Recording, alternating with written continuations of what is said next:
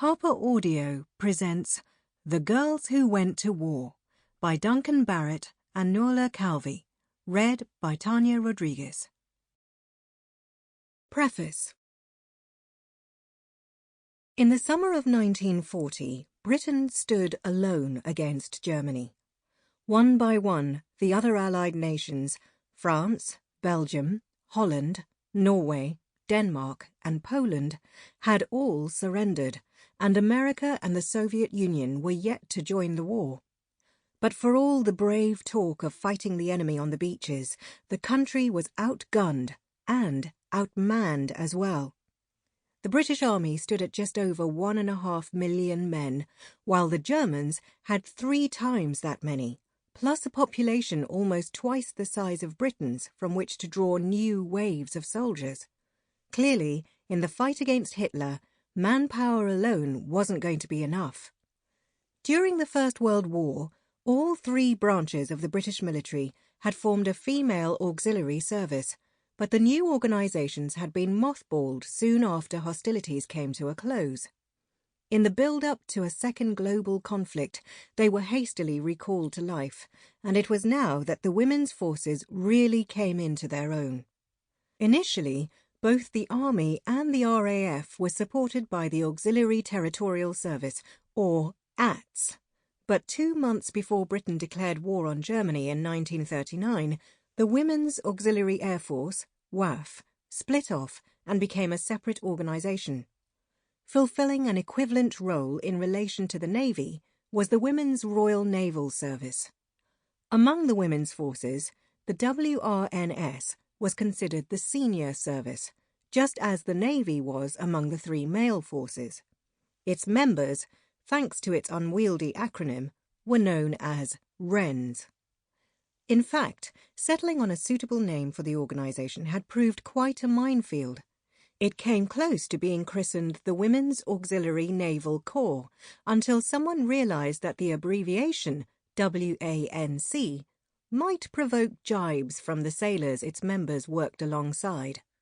Of the 3 services, the WRNS was generally regarded as the classiest and was by far the hardest to get into, unless you had the right naval connections. Being a Wren was seen as rather glamorous, in part thanks to the distinctive navy blue uniform which had been designed by the celebrated couturier Edward Molyneux. While the WAF and ATS outfits featured belted waists and pleated pockets that were unflattering on the hips, the WRNS jacket was straight and streamlined, and the officer's tricorn hat was much admired. To top it off, the Navy girls were even allowed to wear black silk stockings. When asked why he had permitted such extravagance, the First Lord of the Admiralty joked, "The Wrens like the feel of them, and so do my sailors."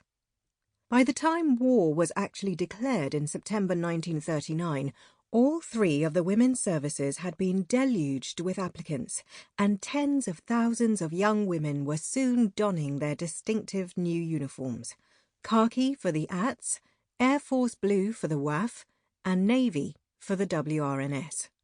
When conscription for women was introduced in the National Service Act of 1941, the ranks of the services were swelled further, as many girls chose the rigours of military life over hazardous work in a munitions factory or the hard labour of tilling the fields with the land army. There were some who refused to be drafted. 257 female conscientious objectors found themselves imprisoned as a result of their principles. But most girls reported for duty reasonably willingly and did their best to fit into life in the forces, however alien the military environment might seem to them. In many ways, the girls in uniform were aspirational figures, and during the war their image was appropriated by advertisers keen to appeal to young, independent-minded women. But they were far from universally popular.